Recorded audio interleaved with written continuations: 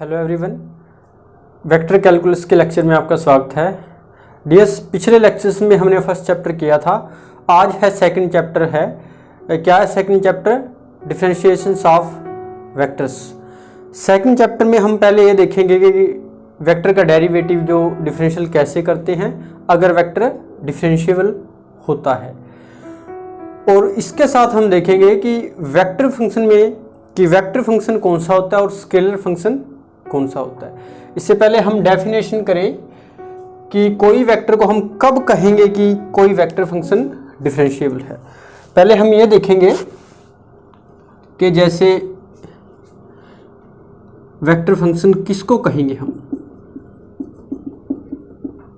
Vector function कोई function है, domain है मान लो हमारी डी, ये सारे स्केलर हैं टी, हमने इसमें से उठाया डी में से, जो किसको बिलोंग करते हैं ये सारे इस टी को, और ये सारे क्या है? स्केलर। सारे टी स्केलर्स हैं। हम कहेंगे कि टी एफ फंक्शन है, हमने टी पे लिया, टी क्या है? Scalar function. अगर ये फंक्शन कहां जाएगा कि रियल नंबर पे कोई रियल नंबर आ जाए, और डीवी क्या है असल में? डीवी क्या था? Set of real number. DV क्या था? Set of real number. यानी कि डोमेन में पॉइंट भी हमने टी रखा, जिसको हमने स्केलर वेरिएबल कहा है। टी को क्या कहा है हमने? Scalar variable. तो ये होगा स्केलर फंक्शन, इसे हम कहते हैं scalar function of scalar variable T का, और टी बिलोंग करता है डी के अंदर। अगर फंक्शन यही टी है, अगर ये टी पे हमने फंक्शन लगाया, ये क्या आया? कोई हमें वेक्टर देगा, यूनिक वेक्टर। यहां भी जो रियल नंबर था क्या था? ये unique real number. Second definition में हमने एफ टी पे एफ लगाया और क्या दिया इसने? Unique vector. तब हम इसको कहेंगे वेक्टर फंक्शन। हम कहेंगे इसको एफ टी को vector function of scalar variable T. F T क्या है? स्केलर फंक्शन है। हमने टी, कोई डी सेट है रियल नंबर का, डोमेन जिसे हमने कहा है, उससे बिलोंग करता है टी। सिंपल वैसे ही है जैसे हम ये करते हैं, जैसे हमने एक्स पे लगाया, एक्स क्या आया? कोई किसी रियल नंबर के अंदर चला गया। एक्स क्या है? ये भी रियल नंबर का कोई पार्ट है, इसको हमने डी कह लिया। सिंपल ऐसे ही है जैसे हम फंक्शन की डेफिनेशन में करते हैं। सिर्फ यहाँ क्या है, जो डोमेन का एलिमेंट था वो क्या है? स्केलर वेरिएबल कहा है हमने उसको।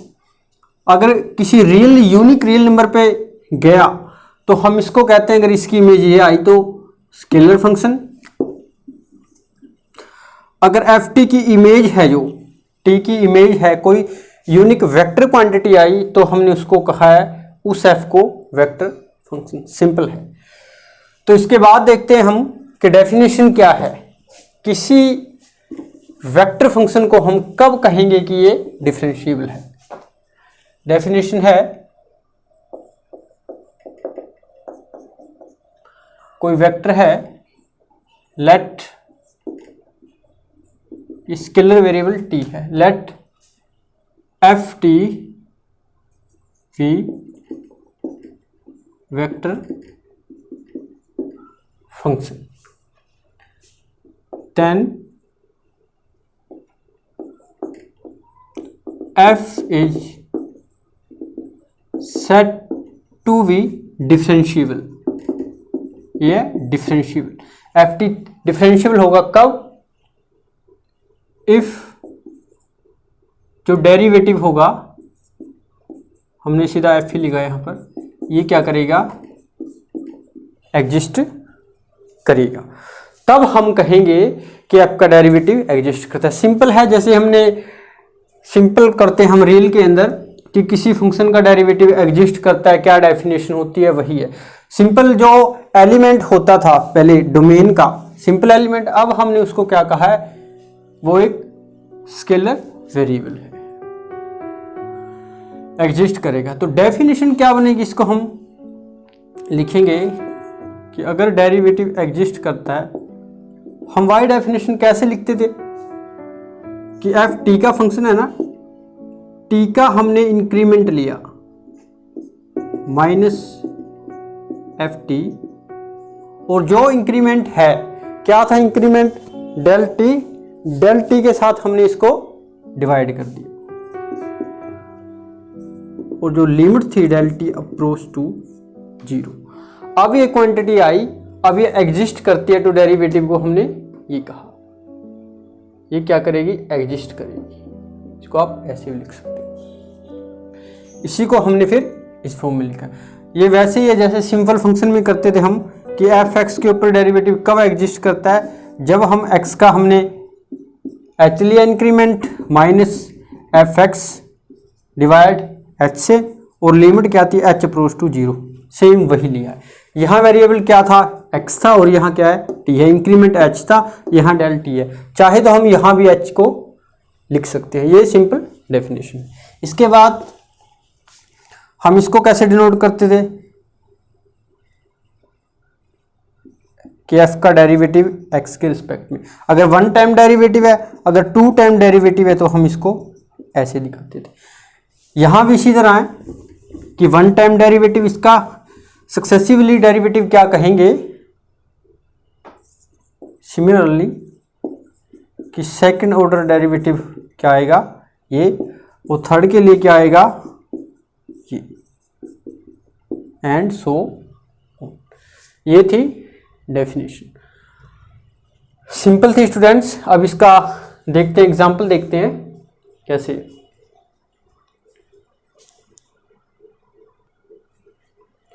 एग्जाम्पल से पहले अगर हम रिजल्ट की बात करें इनके, जैसे आप स्क्रीन के ऊपर देख सकते हो कि जैसे सिंपल फंक्शन के लिए डेरिवेटिव की जो प्रॉपर्टीज होती हैं, इसी तरह कोई वेक्टर फंक्शन है उसके लिए भी ये प्रॉपर्टीज होंगी। जैसे हम पहले नॉर्मली क्या करते थे सिंपल में कि जैसे f कोई फंक्शन है और g कोई फंक्शन है, डिफरेंशिएबल फंक्शन है, अगर इनका हमने कंपोज करके इनको हमने डेरिवेटिव किया x के रिस्पेक्ट में, तो कैसे लिखते थे हम इसको कि f का डेरिवेटिव अलग और g का डेरिवेटिव को हम अलग कर देते। इसी तरह सारी प्रॉपर्टी है ये। अगर डॉट प्रोडक्ट के लिए हो, सिंपल मल्टीप्लिकेशन के लिए, तो क्या था इसका डेरिवेटिव, हम ये लिखेंगे कि पहला फंक्शन को हमने सेम रखा, g का हमने डेरिवेटिव किया, प्लस g को हमने एसटीज रखा, फिर हमने f का डेरिवेटिव किया। ये सारी प्रॉपर्टीज हैं ऐसे ही। और ऐसे भी थी, अगर कोई स्केलर आ गया, हमने a के साथ मल्टीप्लाई किया f को, अगर इसका डेरिवेटिव लिया तो नेक्स्ट में हम स्केलर को हम बाहर निकाल लेंगे। ये सारी प्रॉपर्टियां रिजल्ट है, आप ट्राई करना, बहुत ही सिंपल है। हम सीधा ही थ्योरम पे आते हैं, रिजल्ट पे आते हैं कि अगर कोई वेक्टर फंक्शन है, कांस्टेंट फंक्शन वेक्टर है, तो कांस्टेंट वेक्टर का जो डेरिवेटिव क्या होगा, 0 होता है। जैसे कोई फंक्शन कांस्टेंट होता था, मान लो f फंक्शन है 3, तो f का डेरिवेटिव x के रिस्पेक्ट में क्या होगा, जैसे हम चेक कर सकते हैं यहाँ पर, यहाँ जैसे f का डेरिवेटिव x के रिस्पेक्ट में, f क्या था 3, तो 3 का डेरिवेटिव क्या आया, कांस्टेंट फंक्शन है तो 0 आया। ये हमने प्रूव करना है। चेक करते हैं कि derivative of a constant vector is a 0 vector. ये तो सिंपल ही है। एक और था, जैसे f को लिखते कैसे हैं हम, कि वेरिएबल t का फंक्शन f, ये होगा इस फॉर्म में लिखेंगे हम, f1 t i, f2 t j, f3 t k। जैसे हम सिंपल लिखते थे कि जैसे a वेक्टर था, a को कैसे लिखते थे हम, a1 i, a2 j, a3, 3 dimension में हम बात कर रहे हैं। ये x एक्सिस के लॉन्ग, y एक्सिस के लॉन्ग और z एक्सिस के लॉन्ग है। हमने कहा था कि फंक्शन डेरिवेटिव होगा, डिफरेंशिएबल होगा। ये नोटेशन है, या आप हम ऐसे भी यूज़ कर सकते हैं। तो क्या होगा, अगर कोई फंक्शन डिफरेंशिएबल होगा जो उसके कंपोनेंट होंगे X Y and Z axis के लोग, वो भी क्या होंगे, सिमिलरली डिफरेंशिएबल होंगे। तो इसको हम कैसे लिखते हैं, ये भी क्या है, डिफरेंशिएबल है, ये डेरिवेटिव का साइन है और ये भी क्या है, डिफरेंशिएबल है। और जहां पर ये था, ये वेक्टर फंक्शन है, क्यों, जहां आई जे के आ जाता है वो वेक्टर ही होता है, वेक्टर क्वांटिटी होती है।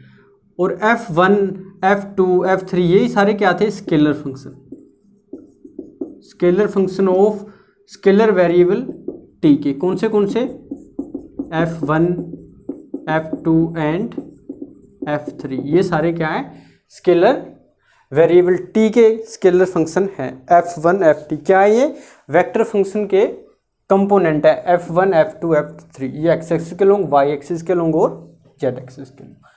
सिंपल था। तो अब देखते हैं कोई derivative of a constant vector is a vector. f क्या है, कोई वेक्टर है, ये कांस्टेंट वेक्टर, f क्या है, कांस्टेंट वेक्टर है। अगर f कांस्टेंट वेक्टर हुआ तो किसके इक्वल होगा, ये c के इक्वल होगा।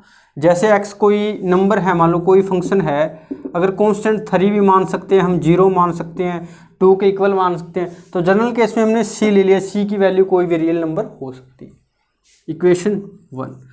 अगर ये वेक्टर कांस्टेंट ही हुआ, आप कांस्टेंट वेक्टर के अंदर कुछ माइनस करो कुछ ऐड करो, रहना तो उसने कांस्टेंट ही है ना। तो यहां से हम लिख सकते हैं, अगर इस वेक्टर में हमने थोड़ी क्वांटिटी ऐड की, थोड़ा इंक्रीमेंट किया, तो ये भी क्या आएगा, ना इसने भी सी है। क्यों, क्योंकि ये कांस्टेंट वेक्टर है, इसमें कुछ ऐड करो माइनस करो कोई फर्क नहीं पड़ने वाला। तो अब इक्वेशन 2 में से 1 को हमने माइनस किया तो क्या बना, f के साथ f कैंसिल हुआ तो बचा क्या, f ही वेक्टर किसके इक्वल आया, 0 के इक्वल। यहाँ हमने आगे डेल टी के साथ हमने डिवाइड कर दिया दोनों को, अगर 0 को भी डिवाइड करेंगे डेल टी के साथ तो क्या रहेगा, ये रहेगा तो 0 ही रहेगा ना। तो हमने ये करने के बाद क्या आया, ये f है, लिमिट लगाई हमने डेल टी अप्रोच टू 0, तो यहाँ क्या बना, 0 पे लिमिट लगी तो 0 ही रहेगा, और यही हमने प्रूव करना था। इसको हम कैसे लिख सकते हैं, लिमिट को, ये क्या होता है, ये यही होता है। लिमिट लगाने के बाद अगर ये लिमिट एग्जिस्ट करती है तो यही हमने प्रूव करना था कि वेक्टर f है, अगर कांस्टेंट हुआ तो इसका डेरिवेटिव क्या आएगा, 0 आएगा। इसके बाद नेक्स्ट थ्योरम देखते हैं। क्या है थ्योरम्स में से पहली है कि the necessary and sufficient condition for the vector function of f scalar variable, कोई स्केलर वेरिएबल का फंक्शन अगर कांस्टेंट है तो उसका डेरिवेटिव भी क्या होगा, 0 होगा। जो इससे पहले हमने रिजल्ट थ्योरम की थी उसमें हमने f लिया था, f कोई वेक्टर फंक्शन था, उसके अंदर हमने f को वेक्टर फंक्शन नहीं लेना, f सिर्फ एज ए वेक्टर है, या आप ऐसा लिख सकते हो, उसकी जगह r लिख सकते हो। जो हमने अभी थ्योरम की, आप f की जगह क्या लिखना है, r, और ये वेक्टर, r वेक्टर कोई फंक्शन नहीं है, सिंपल वेक्टर था। अगर सिंपल वेक्टर कांस्टेंट होता है तो वेक्टर का डेरिवेटिव क्या होता है, 0 होता है। यहाँ पर क्या है, वेक्टर नहीं है, वेक्टर फंक्शन दिया है, वेक्टर फंक्शन f दिया है, स्केलर वेरिएबल कोई t मान लेंगे हम, कि अगर कोई vector function scalar variable t का कांस्टेंट हो तो उसका डेरिवेटिव 0 होगा। ये थ्योरम करेंगे। जो अभी हमने किया है सिंपल वेक्टर के लिए किया है, ना कि वेक्टर फंक्शन के लिए। हम वेक्टर फंक्शन के लिए देखते हैं कि क्या है वेक्टर फंक्शन के लिए। सो सिंपल है कि हम किसी फंक्शन को इस फॉर्म के अंदर लिख सकते हैं, ft को हमने किया है, let f t be a vector function of t क्या है, कोई स्केलर वेरिएबल है जो दिया ही स्केलर वेरिएबल है t। अब दिया गया f कांस्टेंट है, कांस्टेंट वेक्टर फंक्शन, कांस्टेंट क्योंकि फंक्शन भी एक वेक्टर ही होता है, कांस्टेंट वेक्टर फंक्शन है। अब हम चेक करेंगे कि एफ टी है, एफ टी को हम किस फॉर्म में लिख सकते हैं, 3 डायमेंशनल में। ये आया, हमने लिखा F1t आई, F2t j, F3t k cap. यहाँ F1 F2 क्या है, स्केलर फंक्शन है t के, बट जब आई जे के हमने डायरेक्शनल साथ में लगाया, जो डायरेक्शन को डिनोट करते हैं, ये क्या बन गया, वेक्टर फंक्शन, और सारा ये क्या है, वेक्टर फंक्शन। और जो कंपोनेंट है F1 F2 F3 ये क्या है, स्केलर फंक्शन। अब हमने डेरिवेटिव किया, तो इसका डेरिवेटिव क्या बना, t के रिस्पेक्ट में। तो डेरिवेटिव को क्या लिख सकते हैं, अगर f का डेरिवेटिव है तो इसके कंपोनेंट का भी डेरिवेटिव होगा, तो कंपोनेंट का डेरिवेटिव होगा तो क्या है, t। यहां सिंपल आप F1 भी लिख सकते हो, i F2 j t F3 t k cap. अब कांस्टेंट वेक्टर है, f क्या है, कांस्टेंट वेक्टर है। अगर f कांस्टेंट है, अगर ये वेक्टरिक कांस्टेंट है, इट मींस ये x एक्सिस के लोंग भी कांस्टेंट होगा, y एक्सिस के लोंग भी और z एक्सिस के लोंग। मतलब क्या हुआ, f1 भी कांस्टेंट, f2 भी और f3 भी कांस्टेंट। अगर ये कंपोनेंट कांस्टेंट है तो यहाँ कांस्टेंट वेक्टर का अगर हम 3 का डेरिवेटिव t के रिस्पेक्ट में करें तो 0 ही आएगा। तो यहाँ पर इसका डेरिवेटिव क्या है, 0, इसका डेरिवेटिव भी 0 और इसका डेरिवेटिव भी क्या है, 0, और ये क्या बना, 0 वेक्टर। यही हमने ये प्रूव करना था। यहाँ पर टी एफ का डेरिवेटिव टी के रिस्पेक्ट में क्या आया, 0 आया, यही हमने चेक करना था। क्योंकि ये स्केलर फंक्शन है, हम यहाँ ऐसा नहीं लगा सकते। ये जब भी वेक्टर क्वांटिटी होगी तभी हम किससे, एरो से डिनोट करेंगे। यहाँ पर ये स्केलर फंक्शन है तो हमने ये एरो नहीं लगाया, सिंपल एफ के ऊपर लगाया। तो अपोजिट है, बिल्कुल सेम है। यहाँ से हम चलेंगे, जो सफिशिएंट कंडीशन है अपोजिट चलेंगे इसके, एफ टी को हम 0 के इक्वल लेके चलेंगे, फिर इक्वेशन 1 मानेंगे। फिर ये किसके इक्वल था, हम इसको इस फॉर्म में लिख सकते हैं। अगर ये 0 के इक्वल आया तो इट मीन्स ये कंपोनेंट 0 के इक्वल, ये कंपोनेंट 0 के इक्वल, ये कंपोनेंट 0 के इक्वल। सिमिलरली आप लिख सकते हो, लास्ट में जो प्रूव होगा जाके हम क्या दिखा देंगे लास्ट में, ये इसको कर ही लेते हैं। तो कैसे है सेकंड पार्ट, सफिशिएंट कंडीशन क्या हुई,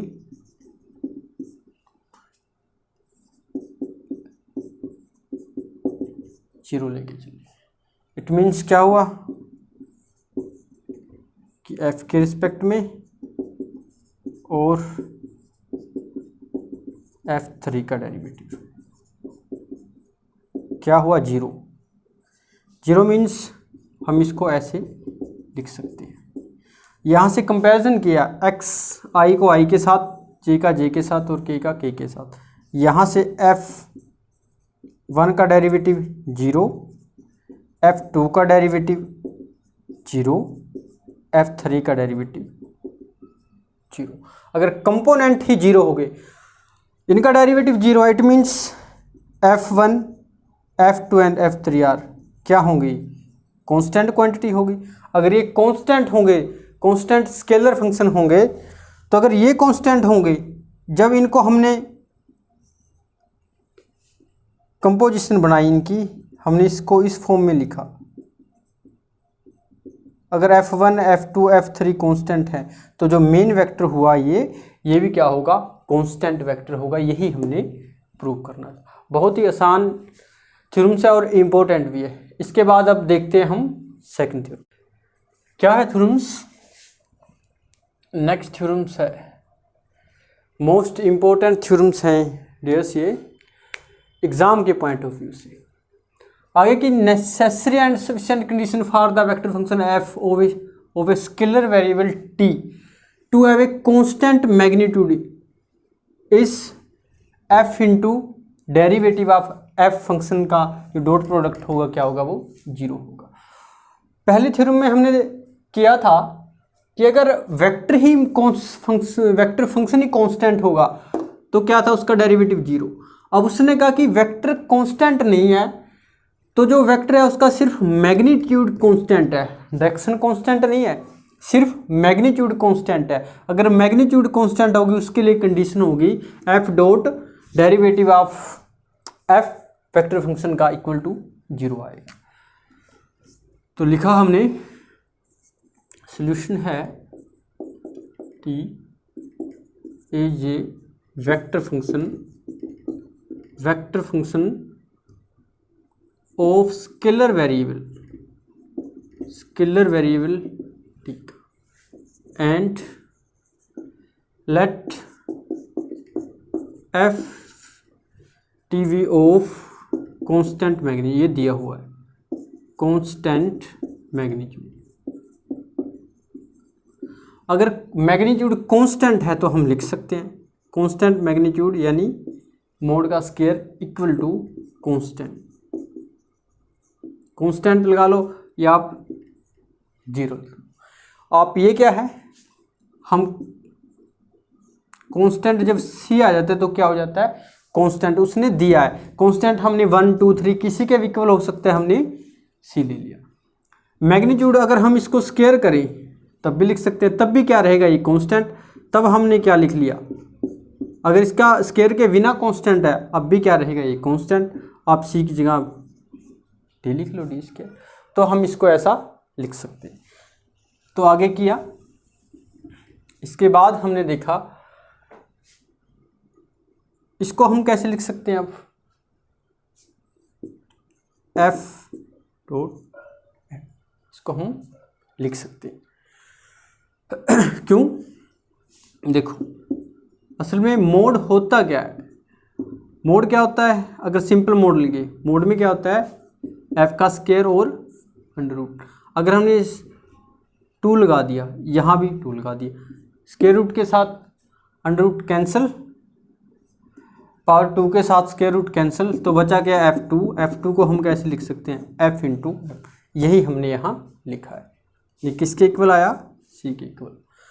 अब डेरिवेटिव लिया हमने, 2 फंक्शन है, पहला फंक्शन सेम रखा हमने, सेकंड का डेरिवेटिव लिया प्लस, अब सेकंड का डेरिवेटिव लिया, ये क्या आया 0 आया। क्यों, क्योंकि कांस्टेंट c है ना, अगर कांस्टेंट का डेरिवेटिव क्या होता है, फिर कांस्टेंट का डेरिवेटिव ने क्या होना है 0 ही होना है। यहाँ डॉट प्रोडक्ट था ना, तो बीच में डॉट प्रोडक्ट आएगा। अब डॉट प्रोडक्ट को हम क्या करते हैं, कम्यूटेटिव होती है। डॉट प्रोडक्ट को आप a डॉट v लिख सकते हो, v डॉट a लिख सकते हो, तो इसको आप क्या लिख सकते हो, f को आगे लिख सकते हो, तो ये आ गया f डॉट इक्वल टू 0। हम इसको ऐसे लिख सकते हैं। 2 यहाँ डिवाइड हो गया इधर जाके, तो बचा क्या इक्वल 0। और यही हमने प्रूव करना था कि f dot derivative of f with respect to scalar variable t equal to 0। अब सफिशेंट कंडीशन हम यहाँ से स्टार्ट करेंगे, यहाँ से चलते चलते ऐसे यहाँ पर आ जाएंगे। यही हमने प्रूव कर, बहुत ही इजी है और आसान है। इसके बाद है जो आगे थ्योरम है वो हम नेक्स्ट लेक्चर में करेंगे। इसके बाद कुछ एग्जांपल आप देख रहे हो स्क्रीन के ऊपर, ये बहुत ही इजी, आप ट्राई करना। सिंपल डेफिनेशन है, कोई वेक्टर डिफरेंशिएबल है, डेरिवेटिव है, जैसे हमने ये किया ऐसे ही यूज़ करके आप निकाल सकते हो। तो नेक्स्ट लेक्चर में हम नेक्स्ट थ्योरम के साथ मिलते हैं। आज के लेक्चर में इतना ही। Thank you.